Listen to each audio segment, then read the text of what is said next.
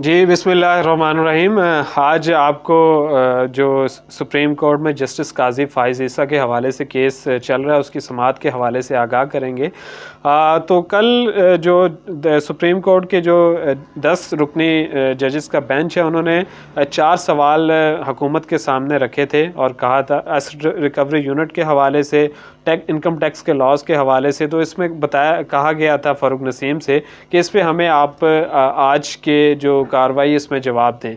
तो बैरिस्टर फ़ारूक नसीम ने आज की कार्रवाई जब स्टार्ट की उन्होंने कहा कि उन सवालों के जवाब मैं ज़रूर दूंगा, लेकिन उससे पहले मैं आपको केस का जो बैकग्राउंड है वो भी बताना चाहता हूं और एसेट रिकवरी यूनिट का क़याम क्यों लाया गया और किस मकसद के लिए ये काम किया गया।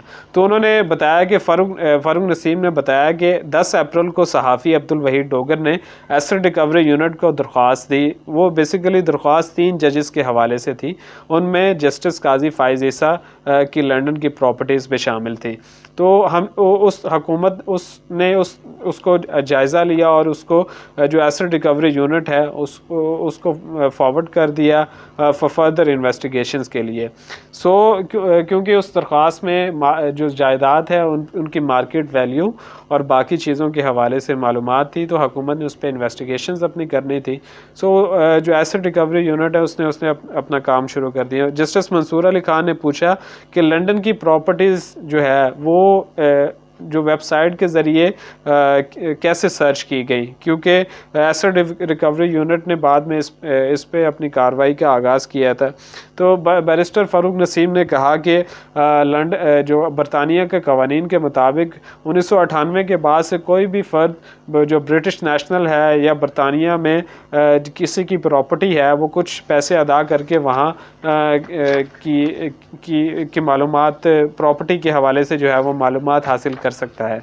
तो जस्टिस काजी फ़ाइज़ ईसा समेत उनकी अहलिया ने लंदन प्रॉपर्टी को ज़ाहिर नहीं किया।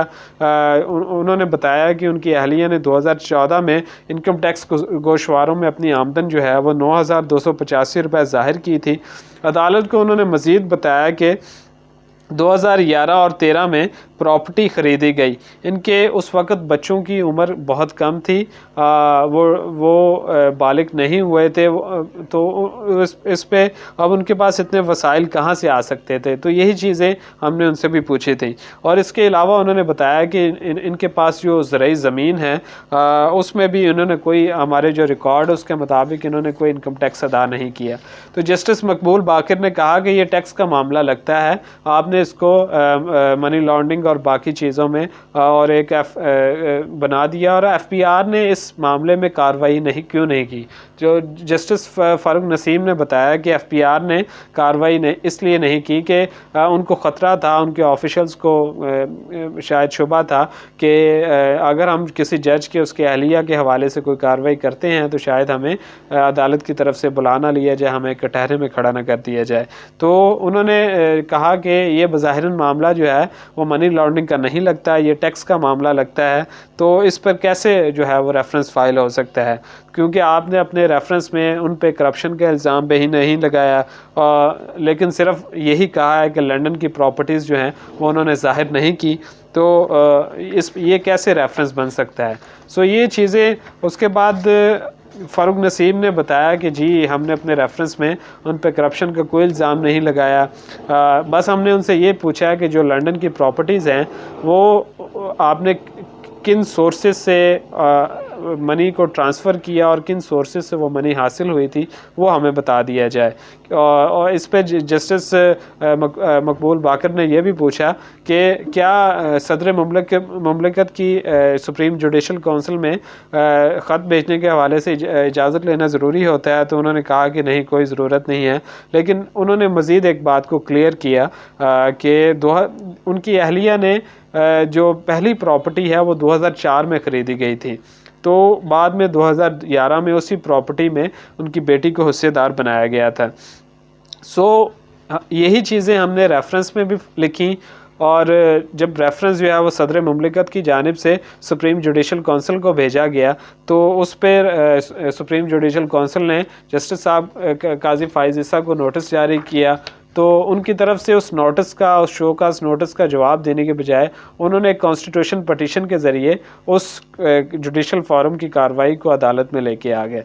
जस्टिस मंसूर अली खान ने इस मौके पर पूछा कि क्या सहाफ़ी अब्दुल वहीद डोगर की काजी फ़ाइज़ ईसा के हवाले से जो बातें हैं कि उनको उनके स्पेलिंग भी नहीं लिखने आते थे, इस हवाले से क्या कहेंगे। और इस पे जस्टिस मकबूल बाकर ने भी कहा कि अब्दुल वहीद डोगर किस मीडिया में काम करता है, उनका माजी क्या है, क्रेडिबिलिटी क्या है।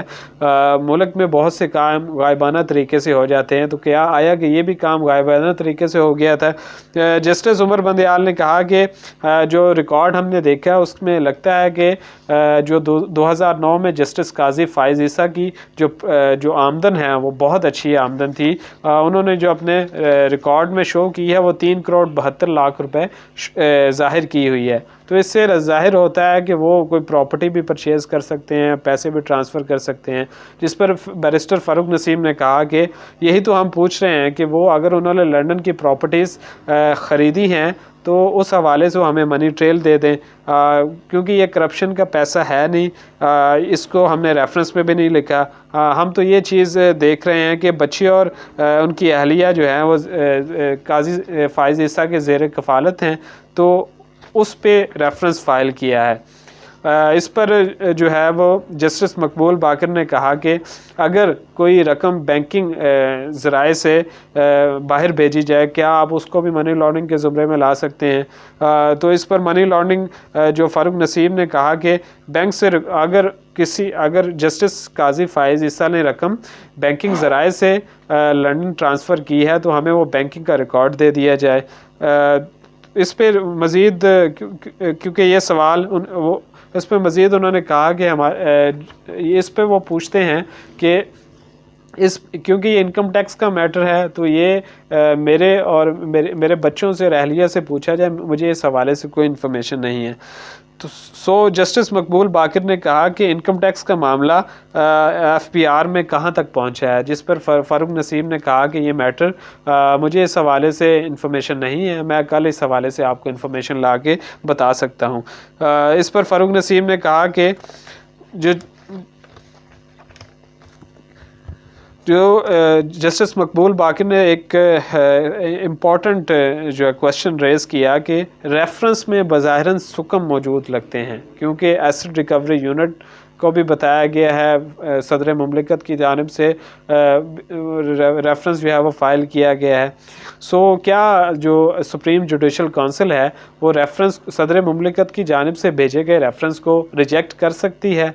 और इस पर फ़ारूक नसीम ने कहा कि इस हवाले से ऑर्डर तो नहीं दे सकती लेकिन एक ऑब्जर्वेशन दे सकती हैं, क्योंकि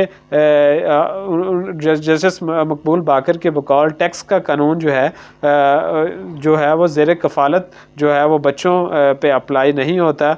सो इस पर जस्टिस फ़ारूक नसीम ने कहा कि इस पर जो जस्टिस मकबूल बाकर ने कहा कि इस हवाले से आप हमें तहरीरी तौर पर आइंदा समाअत पे चीज़ें शेयर करें ताकि इस पर मज़ीद कार्रवाई को आगे बढ़ाया जा सके। सो आज की कार्रवाई के ये मेन पॉइंट्स थे। सो अगले कुछ दिनों में जो बज़ाहिरन आज की कार्रवाई के बाद नज़र आ रहा है कि ये जो पटिशन को जुडिशल कमीशन की जो कार्रवाई को रोकने के हवाले से जो पटिशन दायर की गई थी, सो इस पर जो अगले एक हफ़्ते के अंदर ये मामला जो हैं वो ख़त्म हो सकते हैं। उसके बाद ये मैटर दोबारा जो जुडिशल काउंसिल को फॉरवर्ड हो सकता है। तो इसमें इस केस का जो फ़ैसला है वो आइंदा 1 से 2 हफ़्ते में मुतवक्के है। Thank you.